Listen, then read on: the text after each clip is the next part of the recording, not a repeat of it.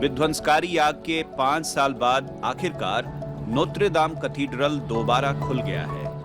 1163 में बनना शुरू हुए नोत्रे दाम दे पेरिस या Our Lady of Paris Gothic architecture का एक बेहतरीन शाहकार है। लाखों लोगों के दिल में इसके लिए एक खास जगह है। आज नोत्रे दाम इसलिए है क्योंकि विक्टर ह्यूगो को इससे प्यार था। ये इमारत आज खड़ी नहीं रहती अगर उन्हें इससे प्यार नहीं होता।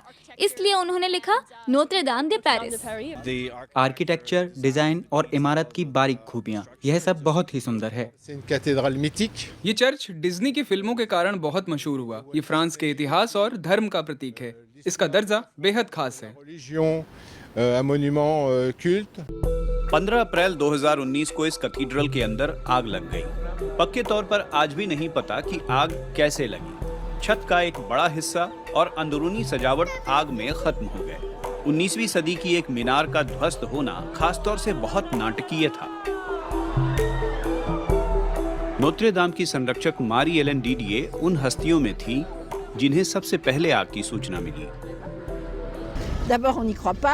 पहले तो मुझे यकीन ही नहीं हुआ। इसके बाद मैंने खुद सोचा कि ये उतना बुरा नहीं होगा, लेकिन मुझे तो वहाँ जाना ही है।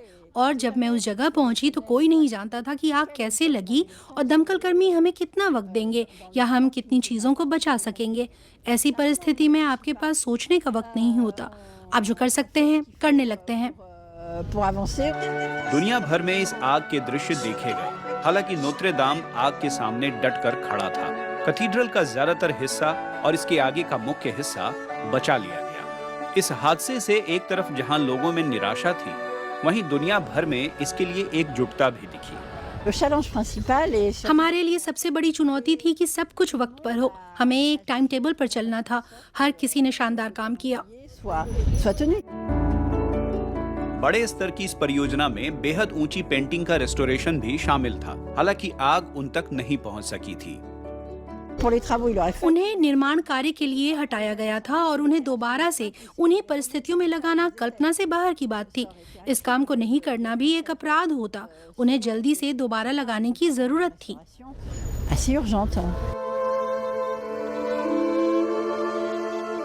दुनिया का जाना माना कैथेड्रल अब भीतर बाहर से दोबारा उसी गौरव के साथ चमकने लगा है।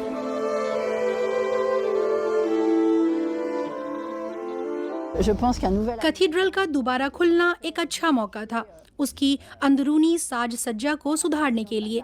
उदाहरण के लिए हमने पुरानी सीटें हटा दी और नई बनवाई। इसे सिर्फ दोबारा खड़ा नहीं करना था बल्कि कुछ नया भी रचना था। वेदी और बैप्टिस्मल फॉन्ट को फ्रेंच स्कल्प्टर गिलाउम बार्दे ने डिजाइन किया। बार्दे को 69 उम्मीदवारों में चुना गया था। उनका डिजाइन मिनिमलिस्टिक और मॉडर्न है। हर साल नोत्रे दाम को देखने करीब 1.5 करोड़ लोग आते हैं। इनमें से बहुत से तो ईसाई या फिर धार्मिक भी नहीं हैं। इसके बाद भी वो इस पवित्र जगह पर आते हैं। मेरी रचनाओं के लिए ये जरूरी है कि उनका जुड़ाव हर किसी से हो।